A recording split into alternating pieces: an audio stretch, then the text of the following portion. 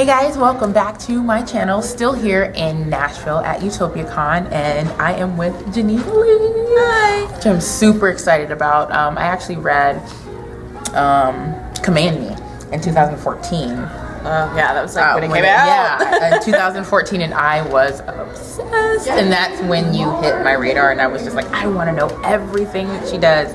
I want to, just get every single book and read every single book. So I'm so happy. That's why she's my favorite. I'm so happy that she's here.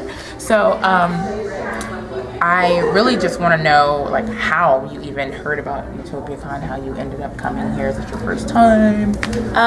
Well, I previously wrote young adult fiction under a different name. Not a secret, just another thing. Right. And I had a lot of friends in the young adult world, and this conference used to be really more geared towards young adult. And so a few of them had come and done panels or been speakers, and then I actually got an email from Janet asking if I would be a keynote under my other name. Jennifer Alvin came and gave a keynote address just about writing and kind of that whole process. So that's a whole story about being trapped and almost missing. And thank God Sylvia Day was the other keynote that year, and she switched me because I was trapped in Chicago and I was missing my speech time. So, but I came here and I was just so overwhelmed by the positivity and the empowerment. So I'm really happy to get to come back this year. I had to miss last year, but that's where I heard about it. I actually came as a keynote for the first time. That's so cool. Yeah, last year was my first year here, and it was overwhelming simply because it's like, trying to take everything in, and everyone's so kind and so welcoming and just so encouraging. So I was just like, who are you people? This is a special breed of people. Right, exactly. Why can't I find you every day? Exactly. Come home with me. But then it makes it that much special when you get, more special when you can come back and, kind of do a little reunion. So have you been here the whole time, or? I got in late Thursday. Okay. So have you had any really cool highlight moments of the con so far? So far? Oh yeah. I mean, this is gonna sound so cheesy, but the whole con is a highlight. Okay, so here's a funny story. I'll tell you a funny story. This is totally something that would happen to me. I thought I'd booked a room. And then about a week ago, I said to my sister Elise, who works with me, and if you know me, you know Elise, would you check on that hotel reservation? She's like, we don't have one. Oh no. So we had to scramble, and Janet helped us out and all that jazz, and we came to check in, and they said, well, it looks like you got upgraded. And I'm like, well, don't die special. But really, we knew it was the last room available. Right. And so we get our keys and we go upstairs, and it's the presidential suite. And we're like, this is the most ridiculous thing ever. Like, it really was. Like, we were just cracking up. It has this spiral staircase. I mean, it's not actually the presidential suite that you dream of. Right. But it was really funny because I came up first and I was cracking up, and I went inside the room, and then Elise, I hear her in the hallway just busting up laughing when she sees it too. We're like, well, see, it's a lesson we learned. Wait until the last minute. I was about to say last minute. You too might wind up aspire for the presidential suite by screwing up.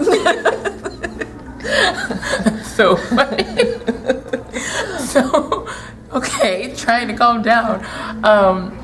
So, as I said, the way that they know you through me is from when I first read Command Me and reviewed it, and again, loved it. And then, of course, I read the one you just released, By Invitation Only, of the Guilt series, which I love, and that's your new young adult. It's my I call it upper young adult.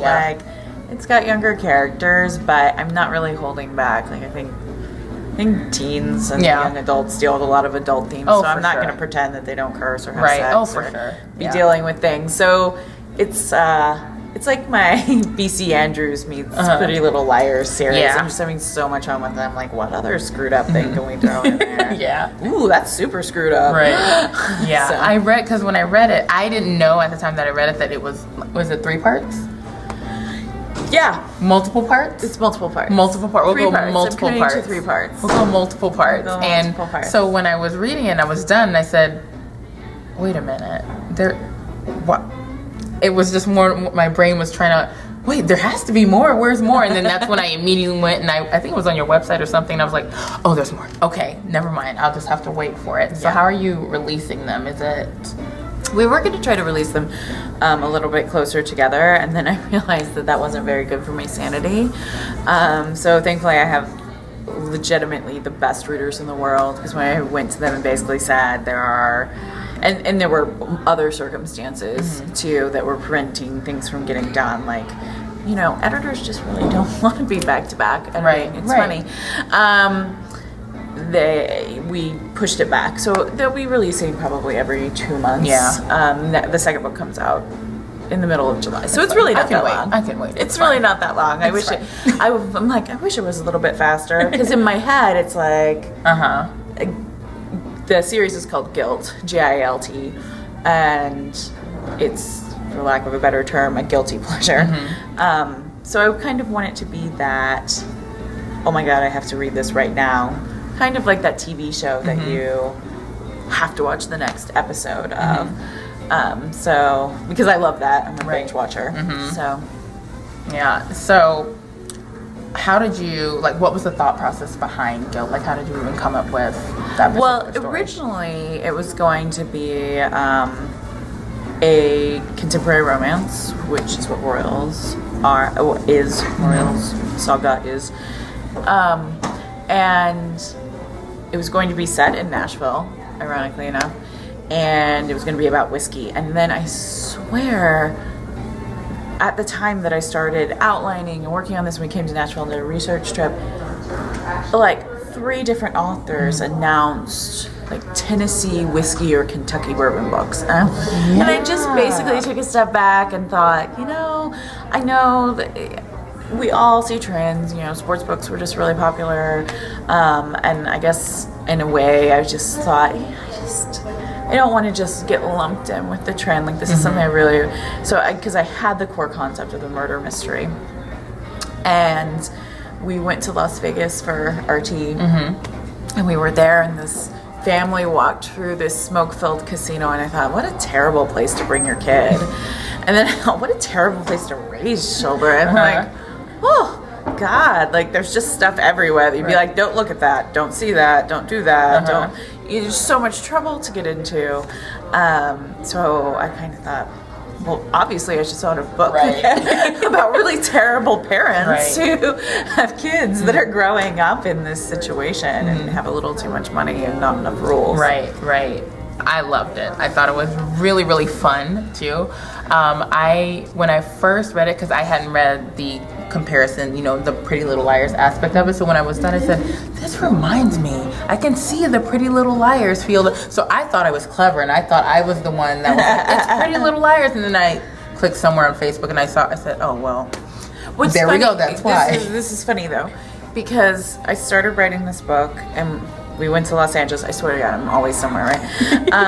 And we went on the Warner Brothers tour because we wanted to see Gilmore Girls because it was filming. And instead, they just kept taking us around all these places where they filmed Pretty Little Liars. And Elise and I are both sitting there saying, we don't watch Pretty Little Liars. We don't watch Pretty Little Liars. So I actually wrote by invitation and only before we started watching Pretty Little Liars. Before I started watching Pretty Little Liars, she started watching it. So she's going, oh my God, this reminds me of Pretty Little Liars. This is awesome. So I'm like, I want to finish. I want to watch it with you. So then I started watching it, and I'm like, so I'm now obsessed with Pretty Little Liars. So I consider it a very high compliment that it reminds anyone of Pretty Little Liars. It was because so I love reminiscent. it. I was like, I love this. It's so cool. And I haven't kept up with it, Pretty Little Liars, in a while. So it just was like, yep. I, on the other hand, finished the book and watched 6 seasons of it. It's that binging disease. It was not healthy. When Netflix comes on, like, are you still watching? Yes. Screw you and your judgment, Netflix. am still watching. I don't have to get up until I say tomorrow. Netflix is very judgmental. It's very judgy. So you mentioned that you travel a lot, and I assume you enjoy travel. I do really enjoy traveling. Before my first book was published, which under Jennifer Allen, which was the Cruel series, I really hadn't traveled much at all. I'd seen the ocean once, and my parents had an obsession with going to Colorado, but I really, really wanted to see lots of places, and I was very lucky that with that series I get to go on a lot of book tours and do a lot of things. That's awesome. But it really gave me that itch, and I kind of got to the point where I'm like, well, I'm a really seasoned traveler, so, you know, why not just drop everything and fly out to Las Vegas tomorrow? Because just go. You know what? Actually, I do want to go to this conference. So my husband's very... We're gypsy souls. So we found each other, and we'll just basically on a whim be like, let's go to Seattle, let's go here, let's trek about Europe. So I love that. I do love to travel. I hate the airplane. Oh, me too. Unless you're in first I'm the class. same way.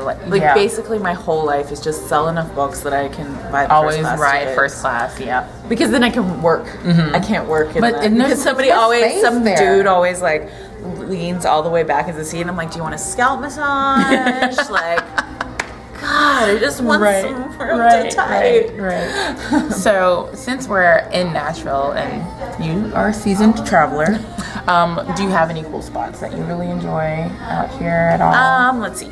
So we went to the Loveless Cafe for the first time last night and ate way too many biscuits, like a lot. And I had hot chicken. I still haven't had any. It was really good. I was concerned. I thought, because the second time I came to Nashville, the third time I came to Nashville, that's when I found out about hot chicken. I'm like, wait, no, I've been there. And I was a little scared of it, like the whole concept, and it was really good. See, I kind of want some more. I need to do want that. some hot chicken. Oh. So we went to Loveless Cafe, and I had hot chicken and biscuits. These people are after my heart, and we have whiskey. We went and bought strawberry whiskey. See, that's fun. There's a great distillery called the Greenbrier Distillery that I think it's actually technically would be older than Jack Daniel's if they had not closed during Prohibition. They closed, and then several years ago, the descendants of the original owners found it and went back and reopened it. Cool. And they were really awesome when I thought I was writing this book about whiskey to give me a tour and to do a bunch of tastings and talk about whiskey with me. And then they have really good shopping. I found a Louis Vuitton store. Oh, for sure. My husband was like, I see there's a new bag from Louis Vuitton here. So it's good times. Oh, for sure. Yeah, me and Ethan went to the Opry Mills mall. Yeah, that was the one we were at. I said, we're going to walk quickly. Oh my God. I need this, I need that. Oh, for sure. Yeah. So what can we expect next from you, other than we have the continuation of the Guilt series? We have the continuation of the Guilt series next month. And then the next thing I'm writing, drum roll, is Complete Me Royals #7. That's what I was waiting on. When are you going to put this video up? I have no idea. What time? Okay. Well, what I was going to say is that I'll put it this way. Royals does exceptionally well in Germany. So if you're in Germany watching this, I love you. And so we're negotiating the final terms of that book over there. And that's exciting. So I want to kind of get that to them sooner rather than later, because they're going to be They're also going to be picking up Guilt, which is awesome news for me. Yeah. So, and plus I think you all don't want to wait much longer for more. I'm super excited. For more, yeah. I'm so excited. Yeah, and it, because it revolves around a wedding, and I'm keeping everything really close to my chest. I can tell about whose story it's gonna be and who's gonna be telling the story, and all I'm gonna say is everyone's gonna be very, very pleased. I think. I'll take it. I'll take it. I will take it. Yay. Thank you. Thank you, so Christina. I am so happy to see you. I'm so happy that you're here. Me too. I'm going to probably have to come, you all have seen my profile picture. Like, this is This is new, so I'm gonna have to go see Christina and be like, I love it. I need new colors. It's so funny because that's how it's funny, and they already know this because I talked about it before when I talked about guilt. How I ended up meeting you and Elise at Sephora, and I was like, what's happening here? So yeah, they know all about it. Yeah. But I'm gonna put all of your links and book links and social media down below, and just thank you for doing this. I'm so pumped. So we're gonna go enjoy Nashville now. So yeah, we have whiskey to drink. yes.